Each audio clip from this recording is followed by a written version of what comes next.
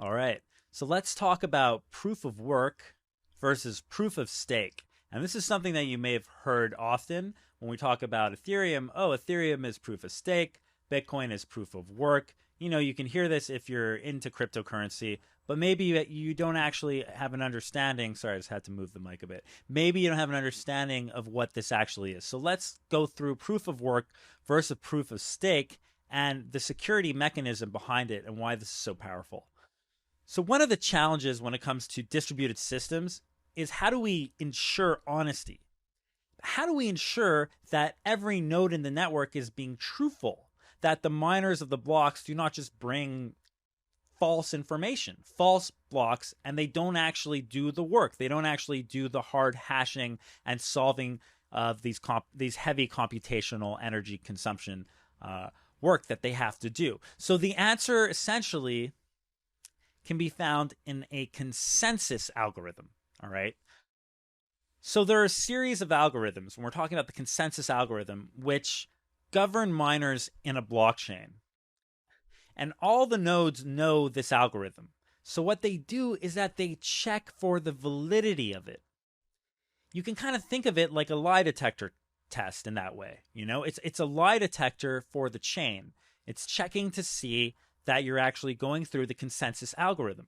So it verifies that the hashed block the miner is proposing is therefore valid, right? So what would happen, let's say, if a miner were to bring to the table an invalid hashed block?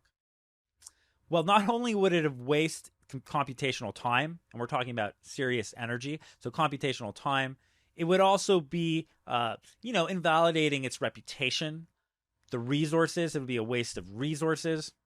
It really is a faux pas.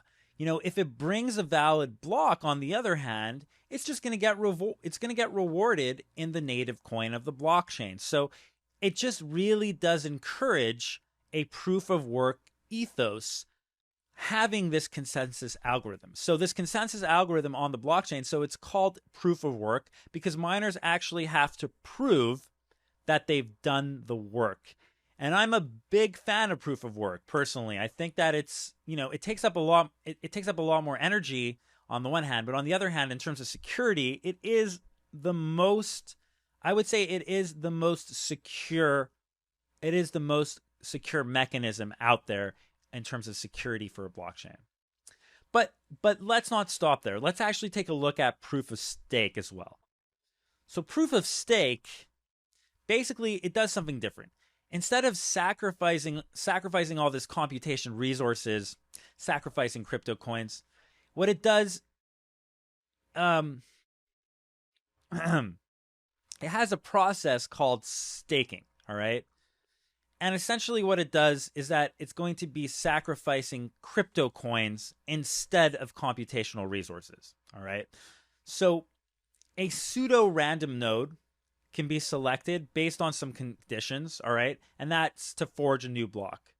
The node then will stake a percentage of its coin as a down payment, all right? And that's what's actually going to forge the block correctly. So when the node completes the block, what happens is that it gets rewarded with transaction fees for its work, all right? Now, if it tries to cheat by not forging the block correctly, again, it's risking its stake and it's risking its reputation. All right. And then with proof of stake, we have this halving. And halving is basically a process whereby the reward miners, they get rewards, but when you do the halving, those rewards then are reduced. All right. So that's when reward miners actually have their mining rewards reduced. And this is done actually to deflate crypto coins. So I don't know if you've heard about the Ethereum halving and then the miners kind of protesting the halving and the propositions that we've been hearing and talking about, but essentially that's what's going on. Halving is just that process whereby the reward miners get for mining is reduced. That amount gets reduced. And the reason why they do this is actually to reduce the total value of its crypto coins in circulation for a blockchain.